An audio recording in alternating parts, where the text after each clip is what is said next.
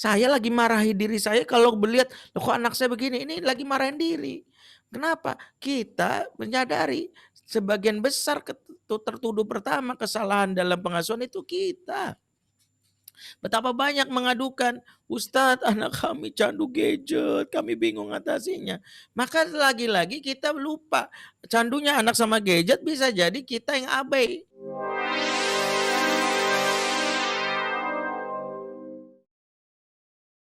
Lagi-lagi pengasuhan itu berbekas dalam jiwa anak kita.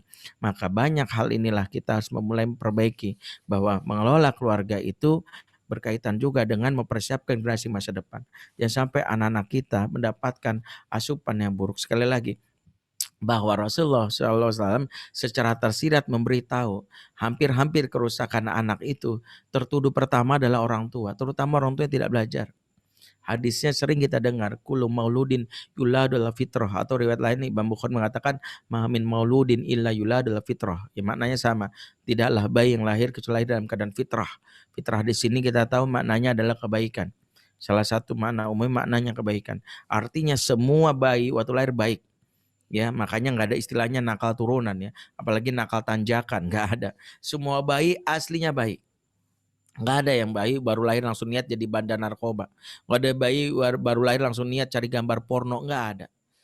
Tapi kenapa dia menyimpang? Walaupun dalam hadis ini sebutkan penyimpangan paling utama dari fitrahnya ada fitrah tauhid. Fa'abawahu. Orang tuanya. Orang tuanya lah tertuduh pertama yang membuat anak-anak nih menyimpang fitrahnya, terutama fitrah tauhidnya. Tertuduh pertama orang tua. Kalau anak bermasalah, tertuduh pertama kita. Sebagaimana kami ungkapkan di awal, ketika Umar menyadari ada anak bandel, barulah sadar bapaknya. Bapaknya nih yang selama ini nggak benar ngurus keluarganya. Bapaknya. Saya lagi marahi diri saya kalau melihat, "Loh kok anak saya begini?" Ini lagi marahin diri. Kenapa? Kita menyadari sebagian besar tertuduh pertama kesalahan dalam pengasuhan itu kita.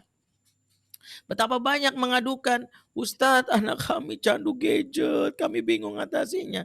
Maka lagi-lagi kita lupa, candunya anak sama gadget bisa jadi kita yang abai dalam urusan yang terkait hak anak. Contoh, sadar nggak apa yang buat anak candu gadget? Kita yang mengasuh anak dengan nyantai. Makanya ketika ada ortu yang nanya, "Ustadz, gimana caranya supaya anak saya nggak candu gadget?" Maka jawabannya sebelum tips, sebagai ortu kan kolektor tips ya, tipsnya dikumpulin mulu, tapi tips ini nggak pernah dipraktekkan karena ada satu sifat yang tidak terinstall, yang menjadi dasar kita kalau ingin memperbaiki anak. Contoh apa?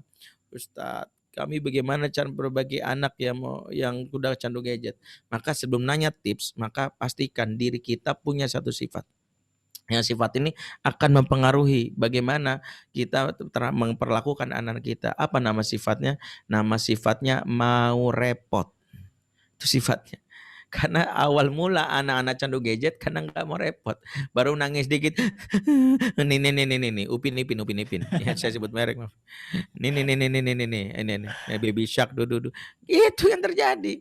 Tanpa sadar yang baru nangis ini. Padahal tuh anak pengen bilang, "Aku butuh perhatian bunda." Lah kita yang ngasih.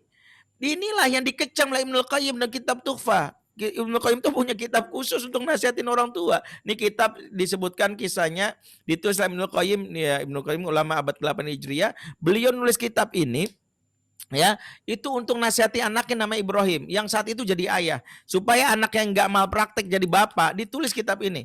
Dulu kitabnya Tuhfatul Maulud di Ahkamil Maulud. Ini kitab yang isinya tentang fikih kelahiran supaya bapaknya paham tanggung jawabnya kepada anaknya. Ya, itulah yang dilakukan oleh Ibnu Qayyim al-Jauziyah. Kitab ini konon ditulis satu malam, tebalnya 600-an halaman. Ini Masya Allah. Ya, ini kitab satu malam. Ini ulama-ulama dulu kalau iseng tuh bikin kitab ya. Ya, kalau kita paling iseng jadi status di Facebook. Kok ini enggak? Beliau nulis kitab ini dan ada pembahasan khusus tentang kezoliman ortu.